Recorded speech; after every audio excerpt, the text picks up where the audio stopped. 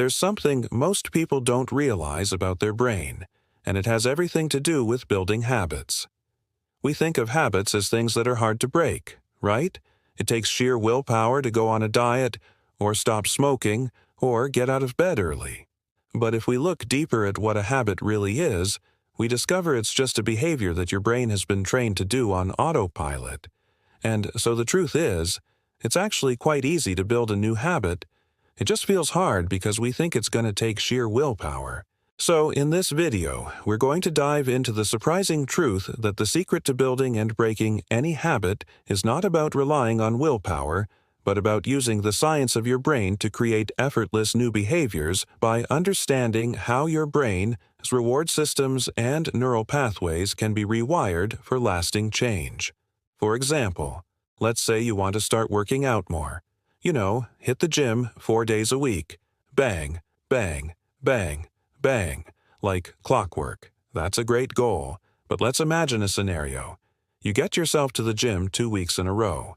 Then life happens, right? You get caught up in work, you have a family emergency, and suddenly you miss a day at the gym. And when that happens, what usually follows? Oh, I blew it. I might as well wait till next week to get back on track. Does that sound familiar? Well, there's a reason why this happens, and it has to do with the way our brains are wired. You see, the key to building a habit lies in understanding how your brain's reward system works. Every time you engage in a behavior, your brain releases a cocktail of neurotransmitters, chemicals that play a crucial role in how we feel and how we act. Dopamine, for instance, is the neurotransmitter associated with pleasure and reward.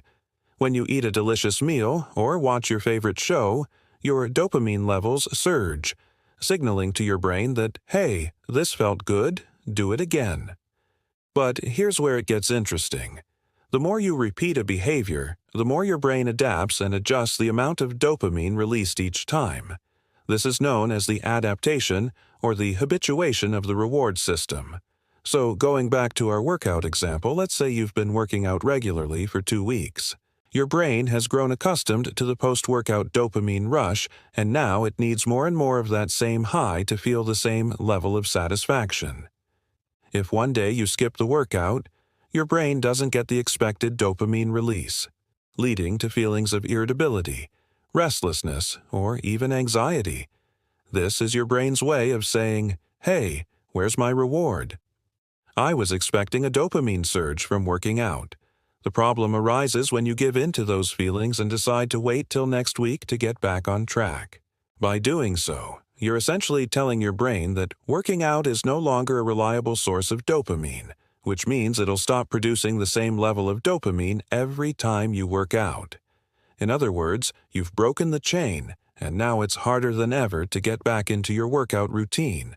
But it doesn't have to be this way. Here's the fascinating part.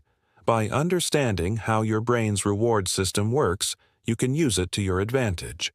Instead of relying on sheer willpower to stick to your goals, you can design your environment and habits in a way that makes it easier for your brain to associate positive feelings with your desired behaviors. This is exactly what the concept of gamification aims to achieve. By introducing game-like elements such as points, badges, and leaderboards, gamification transforms mundane tasks into fun challenges, making it easier for your brain to associate positive emotions like dopamine with those tasks. For instance, let's say you're trying to read more books. You can use an app like Goodreads to track your reading progress and earn virtual badges for finishing books. These small achievements can trigger dopamine release in your brain, making reading more enjoyable and more likely to become a habit. Or maybe you're trying to save money and stick to a budget. You can use a budgeting app that uses visual cues like graphs and charts to show your progress and categorize your expenses. Seeing your savings grow over time can motivate you to stay on track and make better financial decisions. Now let's go back to the workout example. Instead of waiting until you feel motivated to work out, which may never happen, because motivation is fleeting, you can use the power of gamification to your advantage. Set small, achievable goals for yourself like working out 3 times this week, and reward yourself with something enjoyable after each milestone. For example, commit to working out 3 times this week, and if you achieve that, treat yourself to an episode of your favorite TV show or a delicious meal. Each time you complete a workout, you're not only strengthening your body, but also building a positive association in your brain, making it more likely that you'll stick to your workout routine in the long run. This brings us to another powerful tool, habit stacking. This technique involves pairing a new behavior you want to develop with an existing habit. It's like a 2-for-1 deal for your brain, allowing you to establish new routines effortlessly. Let's take the example of flossing. We all know flossing is good for our teeth and gums, but let's face it, it's not the most exciting habit. So try this. Floss for 30 seconds and then immediately follow it up with something you enjoy, like brushing your teeth with your favorite toothpaste. By linking these two activities together, you turn flossing from a chore into a gateway to something more enjoyable. The brain doesn't even realize it's getting an extra dental hygiene benefit because it's too busy looking forward to that minty, fresh feeling. So, the moral of the story is, don't wait for motivation to strike. Use techniques like gamification and habit stacking to create positive associations and effortless transitions into your desired behaviors. Now let's explore some ways to break bad habits, shall we? Bad habits are just as much a part of human nature as good ones. They offer short-term gratification with long-term consequences. You know, the pleasure of a cigarette followed by potential health issues down the road. The comfort of junk food quickly followed by feelings of guilt and sluggishness. But here's the catch. Our brains love habits. They provide a sense of familiarity and comfort in an unpredictable world. So how do we convince our brains to let go of these habits? Well, it's all about understanding the root cause of any behavior. A study published in the Journal of Neuroscience found that almost all addictive behaviors are linked to a single common factor, the neurotransmitter glutamate. Unlike dopamine, which is associated with pleasure, glutamate is associated with cravings and addiction. You see, when you engage in certain behaviors like drug abuse or excessive social media use, your brain experiences a surge in glutamate levels. Over time, your brain adapts to this surge by reducing the number of glutamate receptors, which means that the activity that once brought you pleasure now requires more and more of that behavior to produce the same effect. This is known as glutamate dysregulation. So, how does glutamate dysregulation manifest itself in everyday life? Let's take smoking, for example.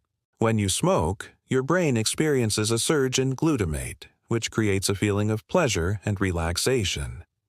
Over time, your brain adapts to this by reducing the number of glutamate receptors.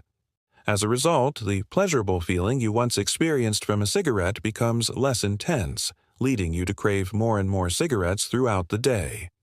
You find yourself constantly needing that nicotine fix to feel the same level of relaxation. This cycle continues, leading to a full-blown addiction. So, to break free from bad habits, we need to tackle glutamate dysregulation head-on.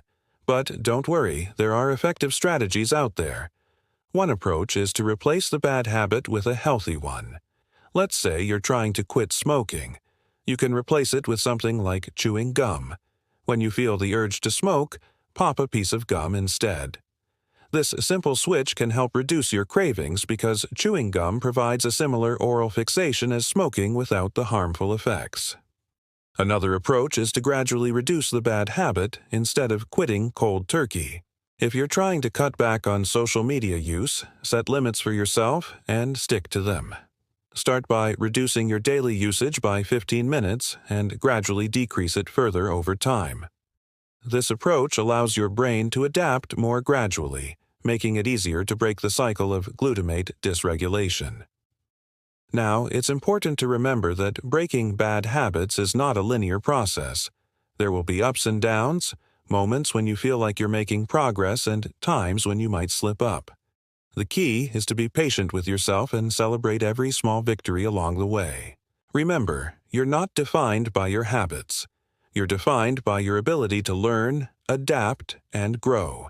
So, whether you're looking to build better habits or break free from bad ones, Remember to use the science of your brain to your advantage. Understand the reward system and harness the power of gamification, pair new behaviors with existing habits using habit stacking, and tackle glutamate regulation when dealing with bad habits. Your brain is a powerful ally in your journey towards self-improvement. That's all for today, my friends. Until next time, keep rewiring your brain for success.